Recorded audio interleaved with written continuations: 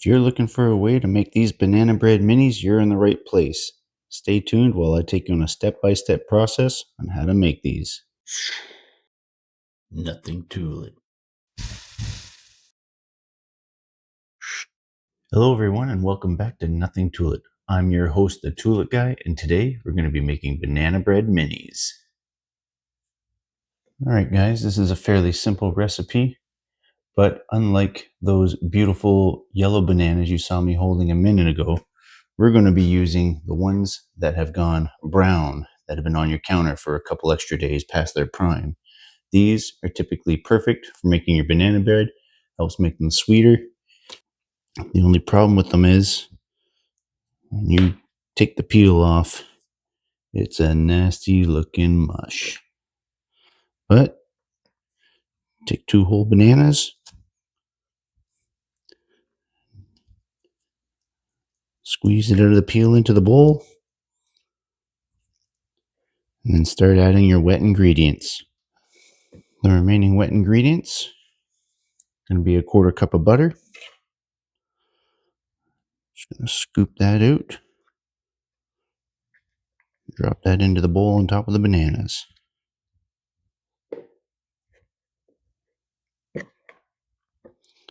Vanilla. I'm going to get a teaspoon of that. This is actually a tablespoon, so try not to fill it. Or eyeball it if that's the way you do measuring. I know a lot of people do that. And 1 egg. Crack that open, drop that in there, and mix them all together. Mixing, just grab yourself a fork. Scrape down the banana a little bit, flatten it out, make it easier to separate.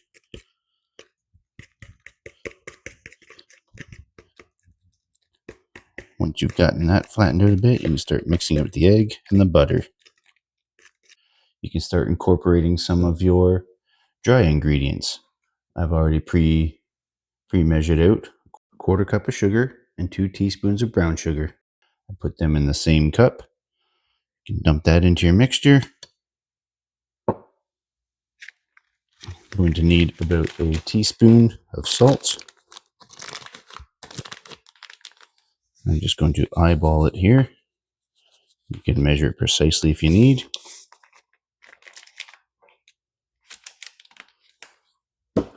Half a teaspoon of baking soda.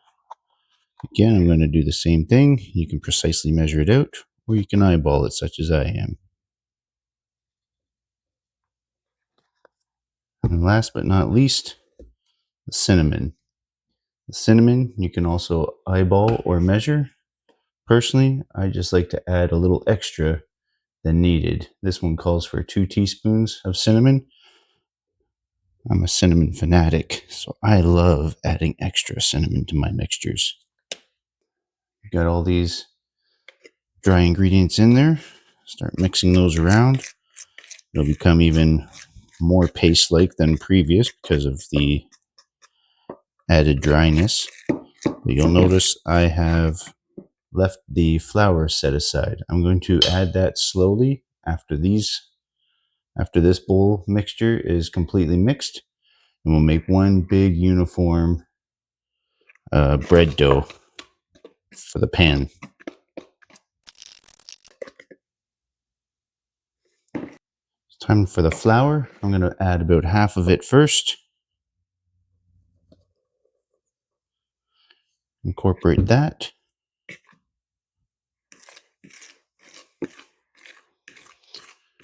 You should start to see your mixture really begin to thicken at this point.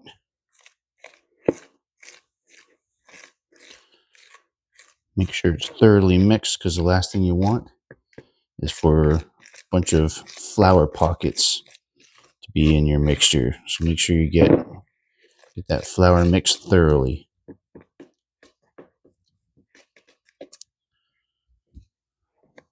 Add the last half here now.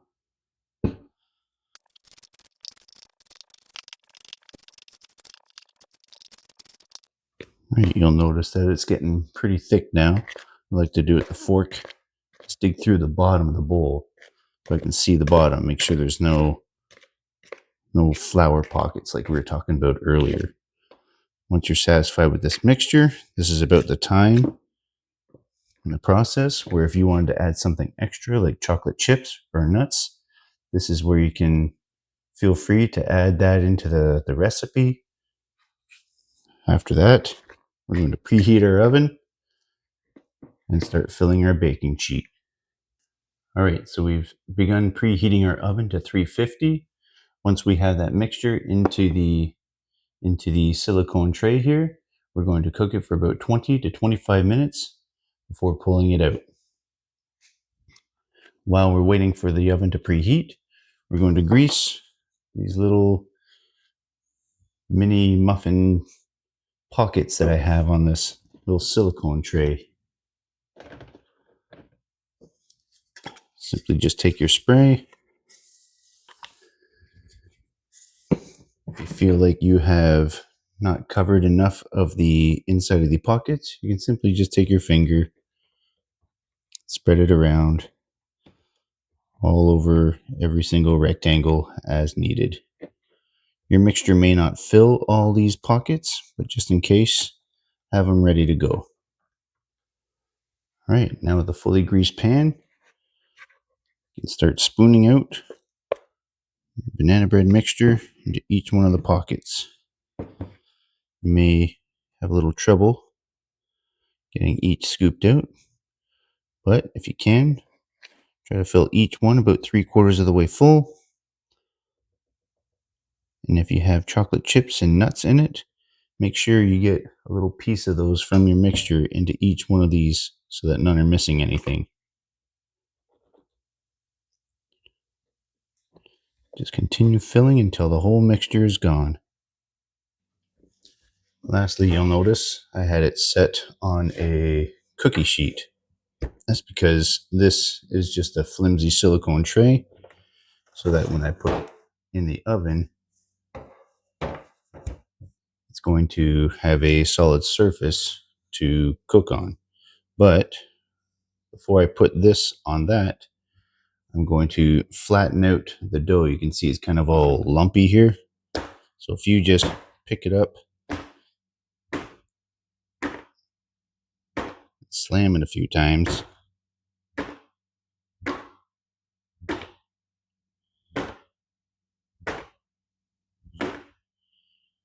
you'll even out your banana bread loaves.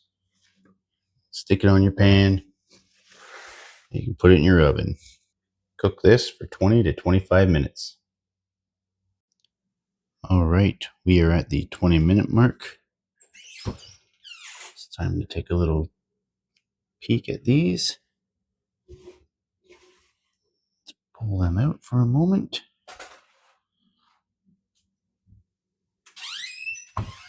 As we can see, they've about doubled in size.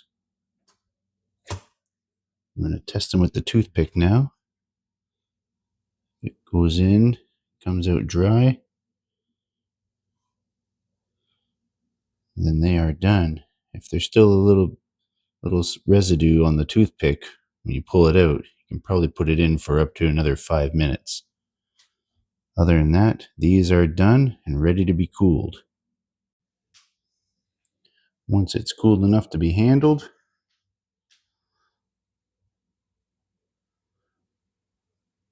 pull it apart, take a little taste test.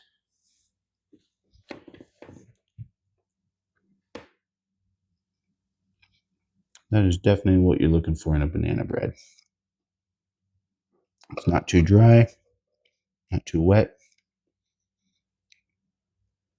These are perfect for snacks on the go. You can freeze them once you're cooled down enough. They'll actually keep on your counter for about 4 days if they last that long. These are perfect for your kids' school snacks too, if you want to put them in their lunches. Variety of uses. That concludes today's episode on cooking with nothing to it. If you like the recipe that was presented to you today, please check out the details in the video description. And while you're there, please like, subscribe, and always remember, there's nothing to it.